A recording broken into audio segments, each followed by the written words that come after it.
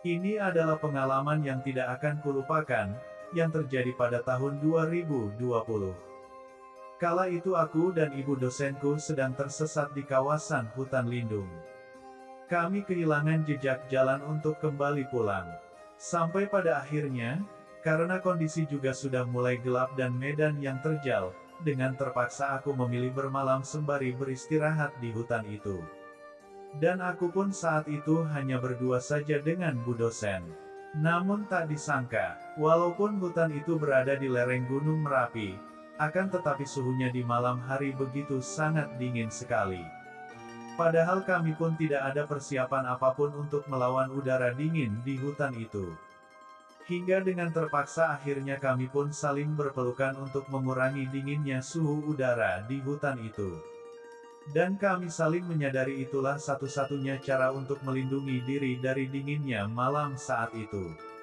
Sampai suatu ketika kami pun hilaf. Mula-mulanya kami berdua sudah saling sepakat untuk tidak ngapa-ngapain. Akan tetapi semua itu akhirnya kami langgar. Dikarenakan keadaan yang mendesak kami melanggar aturan itu. Aku memang rapuh, Bu dosenku pun lebih dari sekedar butuh. Kami pun terjatuh. Singkat cerita, perkenalkan namaku Andi. Usiaku kini 21 tahun. Aku kuliah di salah satu perguruan tinggi swasta di kota Surabaya. Suatu ketika aku diajak oleh tim peneliti dari fakultasku, untuk melakukan kegiatan observasi di hutan lindung yang berada di kawasan lereng Gunung Merapi. Ini bukanlah tugas kuliah, tapi program laboratorium kampus. Bu Santi selaku dekan plus ketua tim observasi memanfaatkan kemampuanku dalam mengambil gambar dan dokumentasi video. Nah, Bu Santi dan ada dua orang lain lagi yang masuk dalam tim, bertugas membuat catatan data. Sementara aku mendokumentasikan data dalam bentuk fotografi. Tanpa berpikir lama, karena ini juga kesempatan bagus. Langsung saja aku menyanggupi tawaran itu. Kenapa aku anggap ini kesempatan bagus? Siapa sih yang tidak senang mendampingi keluar kota seorang dosen yang terkenal cantik dan bohai itu? Meskipun hanya sekedar jalan biasa, itu sudah sangat terasa indah bagiku.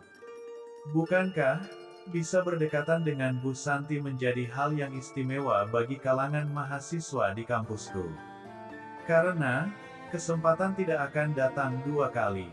Siapa tahu aku akan jadi mahasiswa spesial bagi wanita berusia 38 tahun itu.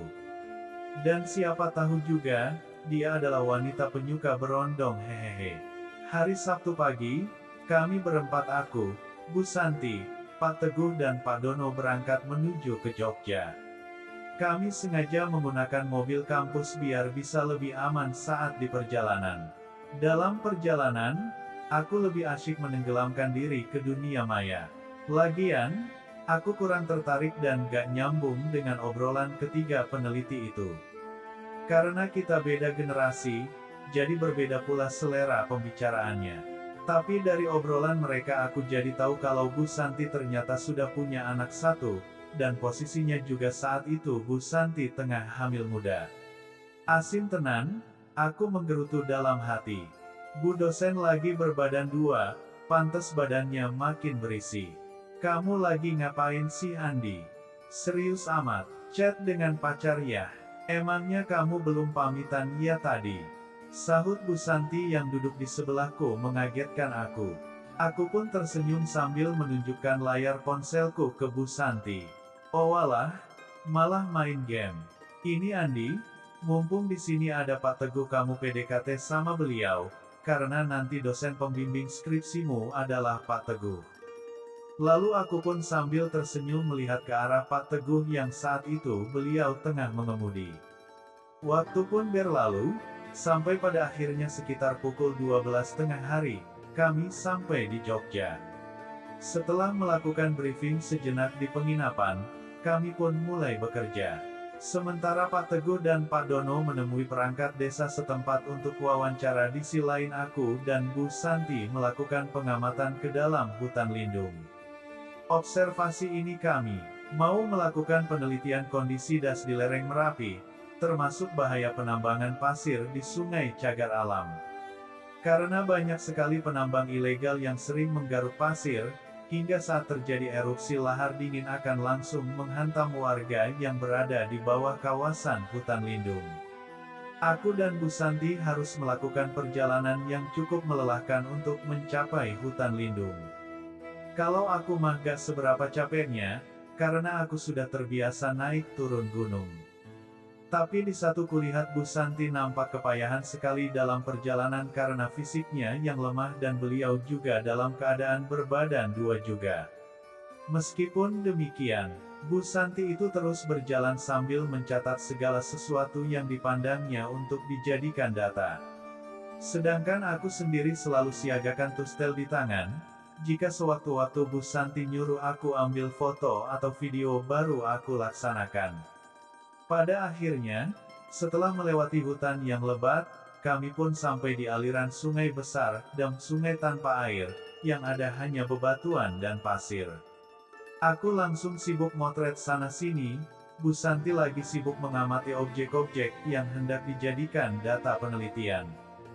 Di saat sedang serius, tiba-tiba Bu Santi yang posisinya di belakangku histeris. Sontak dengan spontan aku memutar kepala. Tapi sebelum kepala berputar penuh, Bu Santi langsung mendekapku kuat sekali. Beliau nampak sangat ketakutan. "Ada apa, Bu?" tanyaku di antara rasa kaget. "Ada ular, Andi." Bu Santi sudah melepas pelukan tapi tangannya masih mencengkram kuat tanganku. Matanya melotot melihat ke arah batu hitam besar di depannya. Pandanganku juga mengarah ke sana, namun aku tak melihat apa-apa di sana. Tadi ada di balik batu besar itu, jelasnya. Aku melangkah mendekati batu yang dimaksud. Tapi tetap saja, gak ada ular di situ. Barangkali memang ada, tapi sudah pergi mendengar jeritan Bu Santi. Rupanya Bu Santi benar-benar ketakutan. Setelahnya beliau mengajakku menyudahi kerjaan, walaupun sebenarnya belum selesai. Katanya mau dilanjutkan besok pagi. Untuk kembali ke desa, kami harus masuk lagi ke hutan. Keadaan Bu Santi sudah tak seperti pas mau turun ke sungai tadi. Saat itu nampak kepayahan, selain badan memang sudah terasa capek. Keadaan medan di situ juga menanjak tinggi. "Aku capek banget, Andi. Kayaknya dah gak kuat." Keluhannya dengan nafas yang terdengar sudah mos-mosan. "Kita akan istirahat, Bu, tapi bukan di sini.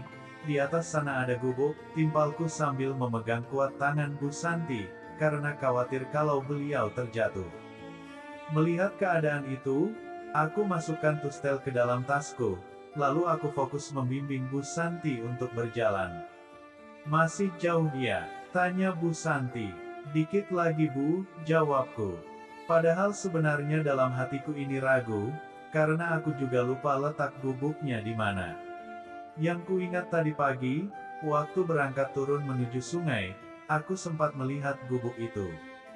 Kami pun terus berjalan memasuki hutan, akan tetapi gubuk juga belum nampak. Sementara hari juga sudah mulai gelap.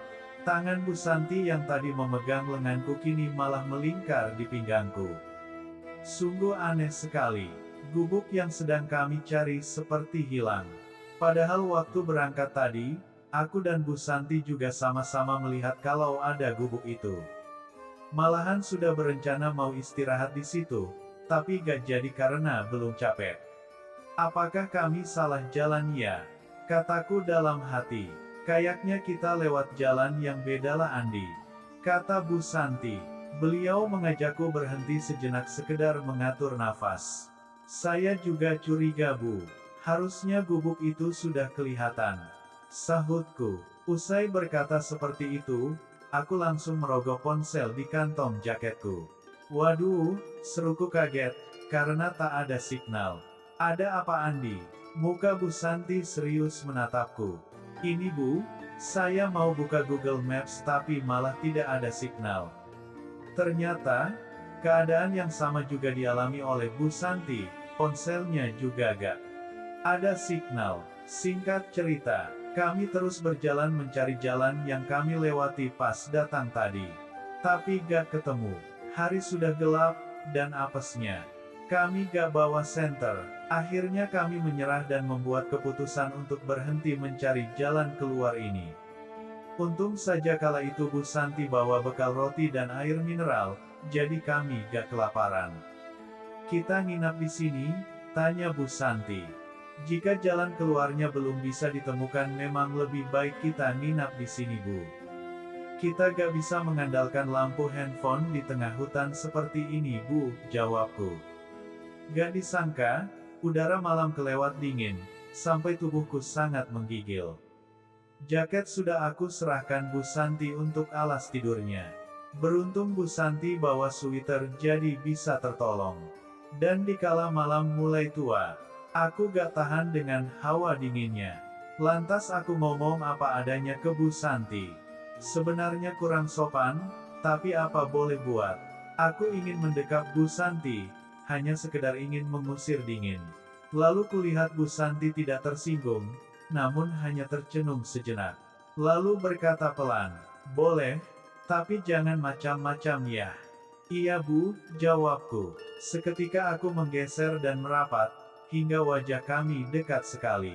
Sampai-sampai aku bisa mencium aroma helaan nafasnya. Aku beranikan diri menggenggam tangannya. Bu Santi diam saja, rasa dingin berangsur menghilang.